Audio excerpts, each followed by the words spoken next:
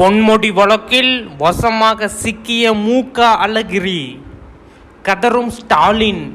குடும்பத்தை விட்டு பிரிய மனதில்லாமல் துடிக்கும் மு.க. அழகிரி. நடந்தது என்ன? ரகசிய உண்மைகள் உங்களுக்காக. தமிழ் ஷார்ட்டையை சப்ஸ்கிரைப் செய்யவில்லை என்றால் கீழே சப்ஸ்கிரைப் பட்டன் அவைலபிளாக கொடுத்துருக்கோம். அதை கிளிக் பண்ணி சப்ஸ்கிரைப் செஞ்சுக்கோங்க. இது போன்ற நியூஸ்களை, மழை எங்கெங்கெல்லாம் பெய்கிறது அப்படிங்கிற நியூஸ்களை நீங்கள் உடனுக்குடனே தெரிஞ்சுக்கணுமா? நம்ம சேனலை உடனடியாக நீங்கள் சப்ஸ்கிரைப் செஞ்சுக்கோங்க.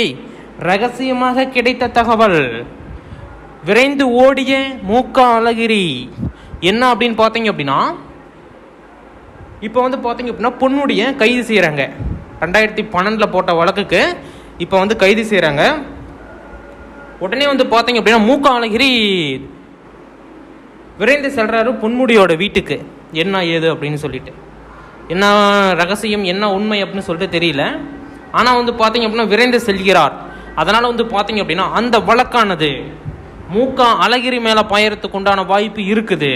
ஸ்டாலின் கூப்பிட்டு அறிவுரை, இப்படி செய்தால் எப்படி? குடும்ப கச்சா இது, நீங்கள் போய் சந்திக்கிறீங்க, நீங்கள் எதுக்கு போனீங்க அப்படிங்கிற மாதிரி பலவிதமான கேள்விகளை எழுப்பினார் ஸ்டாலின்.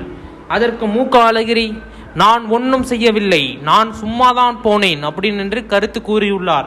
இதுமாரி பார்த்தீங்க அப்படின்னா வாக்குவாதம் நடந்துடுக்கிற சூழ்நிலையில் பொன்முடி 3 ஆண்டுகள் சிறை தண்டனை அப்படின்னு பார்த்தீங்க அப்படின்னா கோர்ட் உத்தரவிடுகிறது. 30 நாட்கள் உங்களுக்கு கெடு கொடுத்துருக்காங்க. அந்த 30 நாட்களில் நீங்கள் ஏதாச்சும் ப்ரூவ் பண்ண முடிஞ்சது அப்படின்னா ப்ரூவ் பண்ணி இந்த இதிலேருந்து பார்த்தீங்க அப்படின்னா வெளியேறலாம். இந்த கேஸ்லேருந்து வெளியேறதுக்கு உண்டான வாய்ப்பு இருக்குதுன்னு சொல்லியிருக்காங்க. அதனால் பார்த்தீங்க அப்படின்னா பொன்முடியை யாரெல்லாம் சந்திக்க போகிறாங்களோ அவங்களுக்கு சம்மன் அனுப்பப்படுகிறது அப்படின்னு சொல்லிட்டு பார்த்தீங்க அப்படின்னா அறிவிச்சிருக்காங்க. அதனால் பொன்முடியை சந்திப்பதை நிறைய அமைச்சர்கள் தவிர்த்து வருகிறார்கள். இது போன்ற நியூஸை தெரிஞ்சுக்கணும் உடனுக்குடனே அப்படின்னா நம்மளோட சேனலை சப்ஸ்கிரைப் செய்து கொள்ளுங்கள்.